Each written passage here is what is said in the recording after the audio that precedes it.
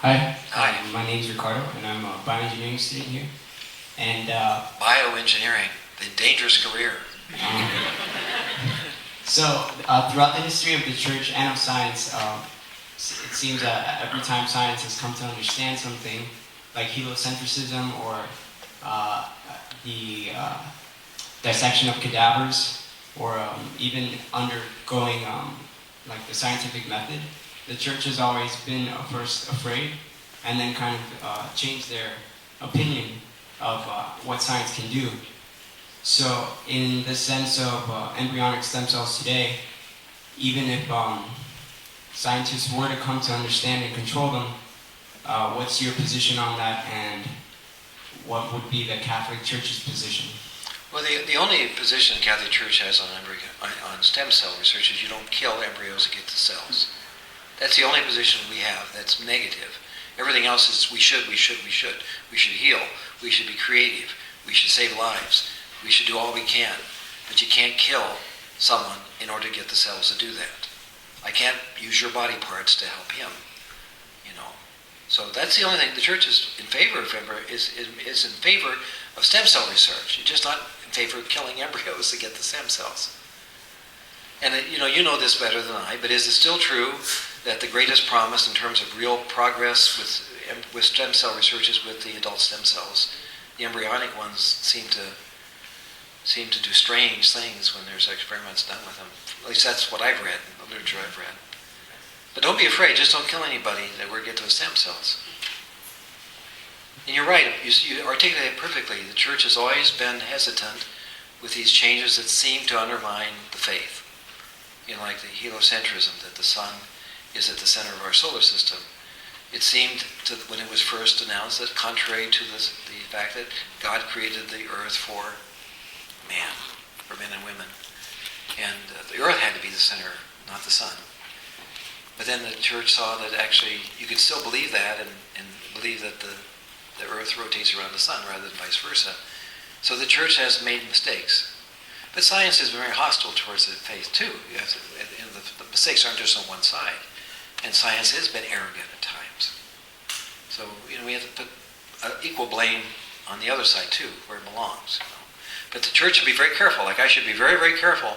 Anytime there's a new scientific discovery that on the surface seems contrary to what we believe is fundamental for human dignity, we have to make sure it really is before we would condemn it. We should always condemn what hurts human beings. Always.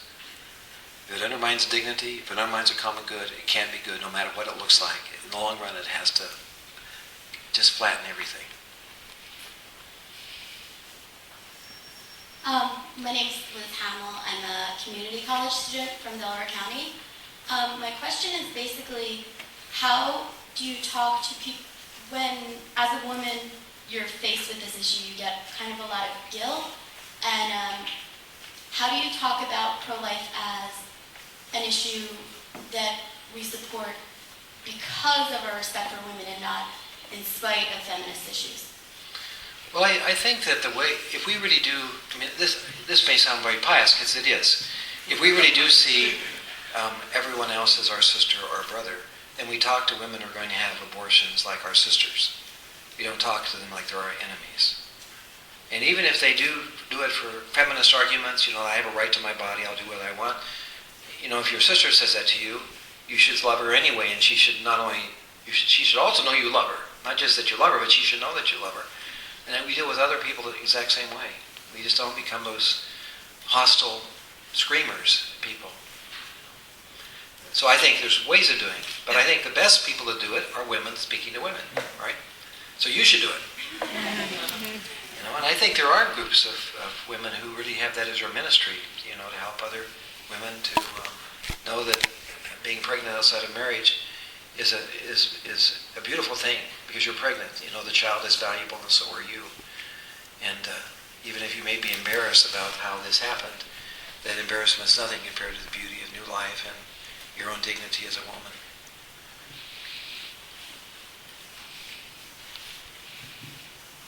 Good evening. My name is Luigi, and I'm a third-year medical student.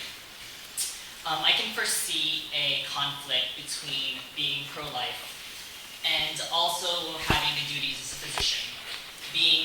we are supposed to provide options, all the options to our patients. Why would you have to provide all the options to your patient? Because that is what we are taught. Yeah, but as should that be what you're taught? I mean, you have to be appropriately critical of what you're being taught. And if would you offer someone poison if they wanted it?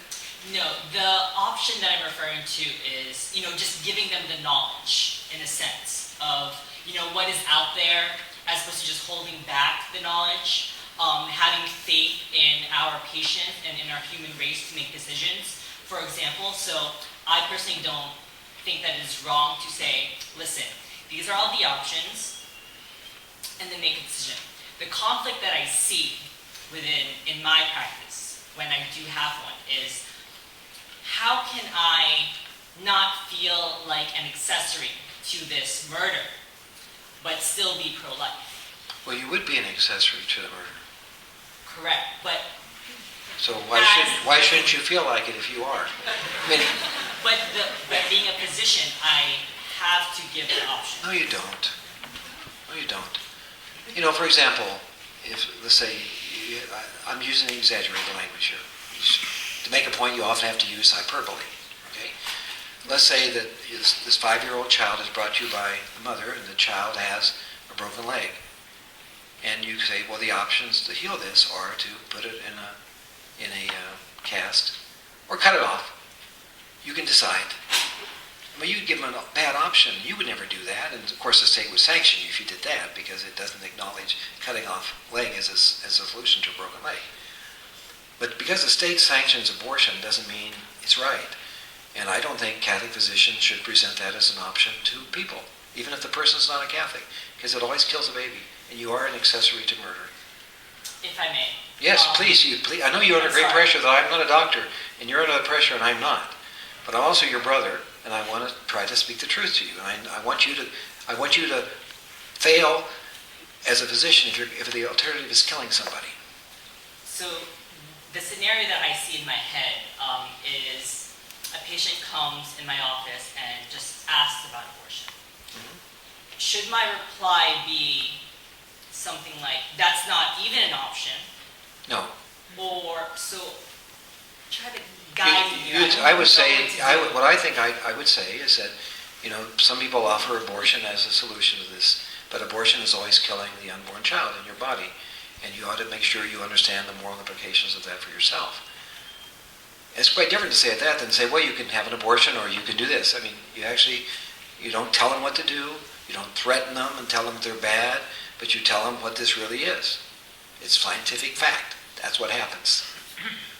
Thank you. But I know it's tough, and if you want to be part of a practice where they do practice abortion, it's tough to get a job. Catholic physicians have a hard time being faithful to their conscience.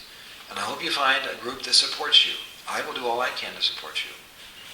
I'll get you into a Catholic hospital if that, and if the Catholic hospitals perform abortion, I'll take that name away from them. Because you can't put it. You can't play around with these things. It's a matter of life and death. And I want you to be Dietrich Bonhoeffer. I want you to be a hero. All right.